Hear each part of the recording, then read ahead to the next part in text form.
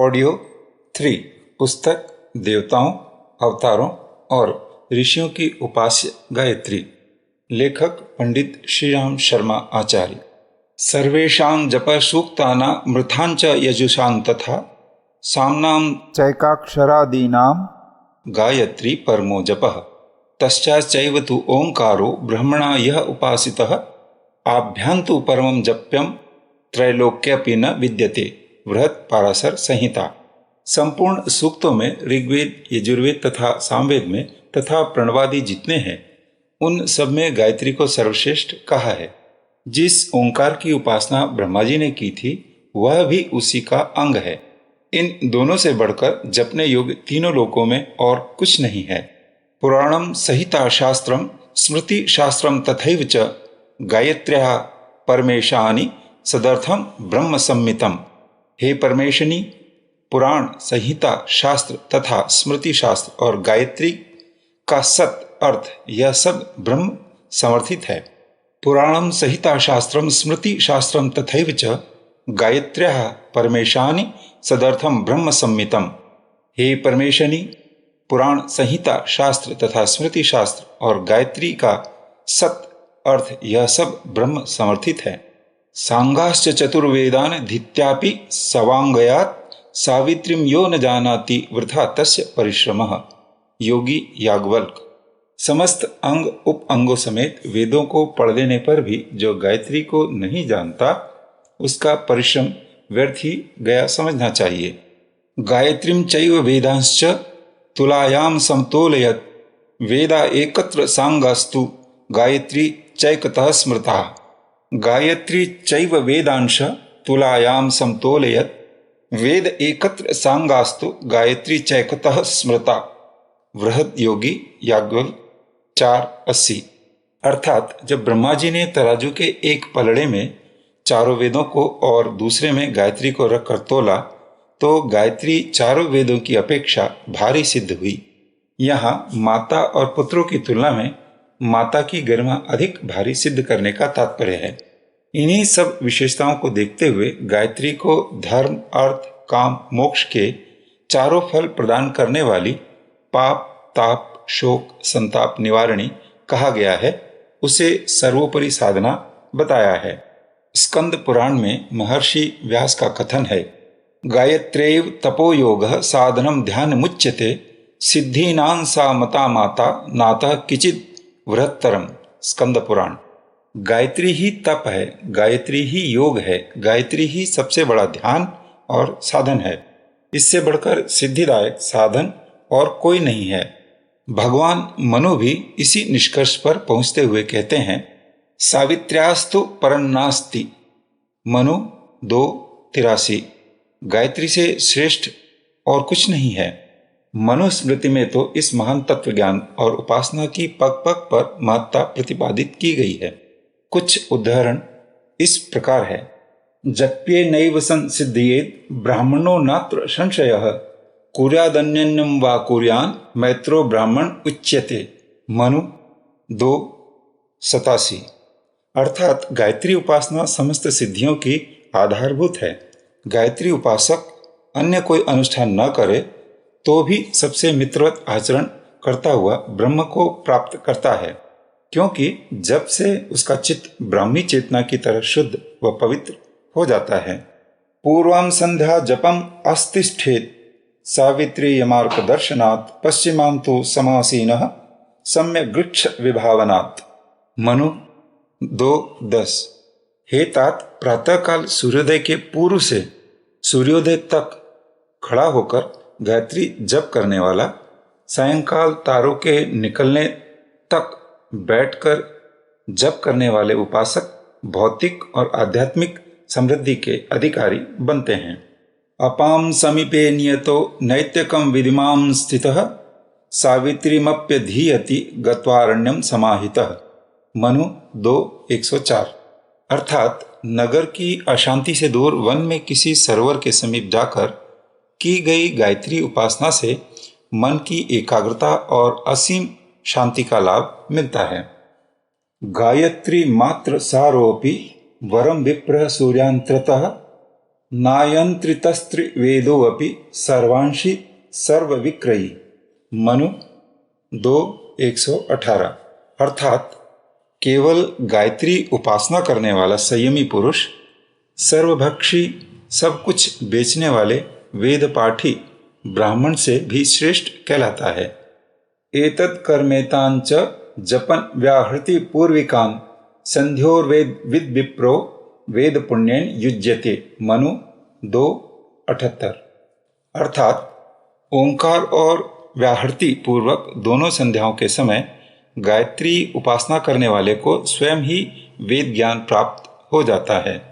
योधिते हन्य हन्येतान त्रीणि वर्षाण यतन्द्रितः स ब्रह्म परम भेति वायुभूतं खम मूर्तिमान। मनु 2:82। अर्थात यदि उपासक 3 वर्षों तक निरालस्य नियम पूर्वक गायत्री मंत्र का जप करता है तो वह वायु और विराट आकाश में व्याप्त चेतना को भली प्रकार जान लेता है और परमात्मा को प्राप्त करने का अधिकार पा लेता है। गीता में कहा गया है, गायत्री छंदसामहम, छंदों में गायत्री छंद मैं हूँ। गायत्री परदेवतेति गदिसा ब्रह्मैव चिद रूपिणी। गायत्री पुरुषचरण, गायत्री परम श्रेष्ठ देवता और चित्त रूपी ब्रह्म है, ऐसा कहा गया है। गायत्री व इदम सर्वभूतम यदिदंद किंच। छांदोग्योपनिषद। यह विश्व जो कुछ भी है वह समस्त गायत्री में है। गायत्री प्रत्यक ब्रह्मैक्य ओधिका। शांकर भाष्य। गायत्री प्रत्यक्ष अद्वैत ब्रह्म की बोधक है। शास्त्रों पुराणों में इस तरह के असंख्यों उदाहरण भरे पड़े हैं जिनमें गायत्री को भारतीय संस्कृति की जननी परम उपास्या कहा गया है। यही नहीं, गायत्री की उपासना न करने वालों की निंदा भर्त्सना भी की गई है। उपरोक्त प्रतिस्थापनाएं निस्संदेह बहुत महत्वपूर्ण थी। जब तक इनका परिपालन हुआ, देश भौतिक और आध्यात्मिक दोनों ही दृष्टि से विश्व शिरोमणि रहा। इस महाशक्ति से वंचित हो जाने पर ही देश की नींवें खोखली हो गईं। उन्हें सुदृढ़ बनाने के लिए गायत्री उपासना को व्यापक बनाया जाना अनिवार्य है। शीर्षक वेदमाता देवमाता भगवती गायत्री। गायत्री को भारतीय संस्कृति की जननी और यज्ञ को भारतीय धर्म का पिता कहा गया है। उसे वेदमाता, देवमाता एवं विश्वमाता कहा गया है। वेदों से लेकर धर्मशास्त्रों तक का समस्त दिव्य ज्ञान गायत्री के बीजाक्षरों का ही विस्तार है। योग साधना और तपश्चर्या की शक्ति धाराएं गायत्री के हिमालय से ही प्रकटी हैं। उसकी साधना के सत्परिणाम अमृत, कल्पवृक्ष, कामधेनु और ब्रह्मानंद बताए गए हैं। 5 प्रमुख देवताओं के यही 5 वरदान है। इसी रहस्य के कारण उसका एक स्वरूप 5 मुख वाला भी चित्रित किया जाता है। भौतिक सिद्धियों और आत्मिक विभूतियों के अनंत भंडार इस महाशक्ति के अंतराल में छिपे पड़े हैं। साधना से सिद्धि का सिद्धांत विधिवत गायत्री साधना से प्रत्यक्ष दृष्टिगोचर हो सकता है। सांसारिक संकटों में भी गायत्री उपासना वरदान की तरह सिद्ध होती है। आद्या शक्ति गायत्री माता का अंचल पकड़ने वाला कभी निराश नहीं हुआ। गायत्री मंत्र में 24 अक्षर हैं। तत्व ज्ञानियों ने इन अक्षरों में बीज रूप विद्यमान उन शक्तियों को पहचाना जिन्हें 24 अवतार, 24 ऋषि, 24 शक्तियां तथा 24 सिद्धियां कहा जाता है। देवर्षि, ब्रह्मऋषि तथा राजऋषि इसी उपासना के सहारे उच्च पदासीन हुए हैं। अणोरणीयान महतो महीयान यही महाशक्ति है। छोटे से छोटा 24 अक्षर का कलेवर, उसमें ज्ञान और विज्ञान का संपूर्ण भांडागार भरा हुआ है। सृष्टि में ऐसा कुछ भी नहीं जो गायत्री में न हो। उसकी उच्च स्तरीय साधनाएं कठिन और विशिष्ट भी हैं, पर साथ ही सरल भी इतनी है कि उन्हें हर स्थिति में बड़ी सरलता और सुविधाओं के साथ संपन्न किया जा सकता है। इसी से उसे सार्वजनीन और सार्वभौम माना गया। नर नारी बाल वृद्ध बिना किसी जाति व संप्रदाय भेद के उसकी आराधना प्रसन्नता पूर्वक कर सकते हैं और अपनी श्रद्धा के अनुरूप लाभ उठा सकते हैं। गायत्री के ही 4 चरणों की व्याख्या स्वरूप 4 वेद बने हैं, इसीलिए गायत्री को वेद माता कहते हैं। ज्ञान की विवेचना में ही अन्य शास्त्र पुराण रचे गए हैं। भारतीय तत्वदर्शन और ज्ञान विज्ञान गायत्री बीज से ही उत्पन्न है। इसी की उपासना आराधना के सहारे प्राचीन भारत के महान नागरिक देवोपम बने थे। अतएव गायत्री को देव माता भी कहा गया। शीर्षक: गायत्री साधना के 3 चरण, शरीर, मन और आत्मा को बलवान बनाने की प्रक्रिया। गायत्री को त्रिपदा कहा गया है। त्रिपदा अर्थात 3 पद चरण वाली, 3 शरीर, 3 लोक, 3 गुण, त्रेत ब्रह्म, 3 देव, 3 शक्ति, 3 काल के रूप में इस त्रिपदा शक्ति का विस्तार माना और विवेचन किया जाता है। इसके 3 फल है, अमृत, पारस और कल्पवृक्ष। त्रिपदा के यह 3 अनुग्रह, 3 वरदान तत्वदर्शियों ने बताए हैं। भौतिक संपत्तियां और आत्मिक विभूतियां इन तीनों के ही अंतर्गत आ जाती हैं। आयु, प्राण, प्रज्ञा, पशु, कीर्ति, द्रव्य और ब्रह्मवर्चस के जो 7 प्रतिफल अथर्ववेद में बताए गए हैं, वे सब भी इस अमृत, पारस, कल्पवृक्ष की परिधि गणना में ही समा जाते हैं। आदि भौतिक, आदि दैविक और आध्यात्मिक क्षेत्र की सुविधा समृद्धियों का संवर्धन और अभाव अवरोधों का निरंतर निराकरण ही हर किसी को अभिष्ट होता है। सारी सुविधा की गणना इसी परिधि में की जा सकती है। कठिनाइयों के नाम रूप का विस्तार कितना ही बड़ा क्यों न हो, वस्तुतः वे इन्हीं आध्यात्मिक, आधिदैविक और आदि भौतिक क्षेत्र के अंतर्गत ही आती हैं। इन सभी के समाधान को अमृत, पारस और कल्पवृक्ष का अलंकारिक नामकरण किया गया है। गायत्री माता के अनुग्रह से यह तीनों ही विभूतियां उपलब्ध होने की बात शास्त्रकार ने कही है। सुसंपन्न, सुसंस्कृत मनुष्यों को देवता कहा गया है। देवत्व आकृति के साथ नहीं, प्रकृति के साथ जुड़ा हुआ है। गुण, कर्म, स्वभाव से उसकी परख होती है। देवताओं का निवास स्थल स्वर्गलोक कहा गया है। इसी बात को यूं भी कहा जा सकता है कि जहां देवता निवास करते हैं वहां स्वर्गीय वातावरण बन जाता है। गायत्री को स्वर्गलोक की अधिष्ठात्री कहा गया है। उसका एक नाम कामधेनु भी है। कामधेनु का पैपान करने से देवताओं को देवत्व की प्राप्ति होती है। देवताओं के सुख साधनों के स्रोत 3 हैं। पहला अमृत, दूसरा पारस, तीसरा कल्पवृक्ष। अमृत के आधार पर उन्हें आधिदैविक, पारस के आधार पर आधिभौतिक और कल्पवृक्ष के आधार पर आधिदैविक संपदाओं की उपलब्धि होती है।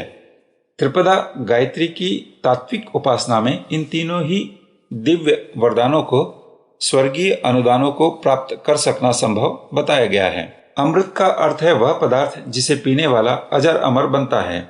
बुढ़ापा और मृत्यु उसे छोड़कर चली जाती है। नवयौवन सदा बना रहता है तथा आनंद उल्लास से अंतःकरण सदा पुलकित हुलसित बना रहता है। कहा जाता है कि अमृत देवलोक में है। उसे देवता पीते हैं और वह लाभ प्राप्त करते हैं जो स्वर्गलोक के निवासियों में, दिव्य शरीरधारियों में पाए जाते हैं। अमृत पदार्थ का अस्तित्व प्राणी जगत में तो नहीं ही पाया गया है। यहाँ हर वस्तु जन्मती, बढ़ती और बदलती है। बढ़ने के क्रम में ही जवानी के बाद बुढ़ापे का पल्ला बंधा है।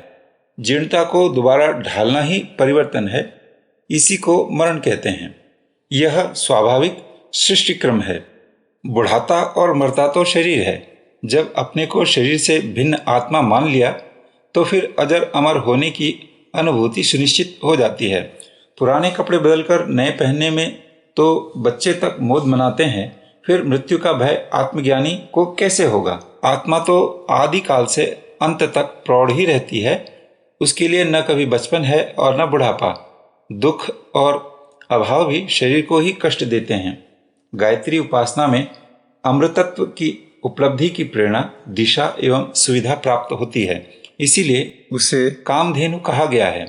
कामधेनु को भी अमृत का ही एक स्वरूप माना गया है। देवता उसे पीते और धन्य बनते हैं। उसे पीने से दुर्भावनाएं आक्रमण नहीं करती। ईर्ष्या, द्वेष, रोष, प्रतिशोध के कोई लक्षण दिखाई नहीं पड़ते। फलतः आकांक्षाओं की अशांति से सदा बचे रहते हैं। हर घड़ी मस्ती छाई रहती है। उल्लास समेटते और उमंगे बखेरते हुए उन्हें देखा जा सकता है। यह अमृतत्व और देवत्व एक ही बात है। देवताओं को मनुष्य की अपेक्षा अधिक समर्थ, संपन्न और संतुष्ट माना जाता है। दे देने की आकांक्षा रखना, देते रहना देवताओं का धर्म है। आत्मज्ञान का अमृतत्व पीने वाले व्यक्ति उपयोग के लिए लालायित नहीं रहते। जो प्राप्त होता है उसे अपने से अधिक जरूरतमंद को बांटते रहते हैं। इस कारण स्वल्प रहते हुए भी आत्मा तो अपने आप में परिपूर्ण है। उसे न किसी वस्तु की आवश्यकता है और न आकांक्षा ही। इसकी सही अर्थों में अनुभूति हो सके तो फिर चेहरे पर सदा तृप्ति और शांति ही छाई रहेगी। ऐसे लोग जीवन मुक्त कहलाते हैं, पृथ्वी के देवता समझे जाते हैं और अपने संपर्क क्षेत्र में स्वर्गिक वातावरण उत्पन्न करते हैं। अमृतत्व की उपलब्धि के यही लक्षण है।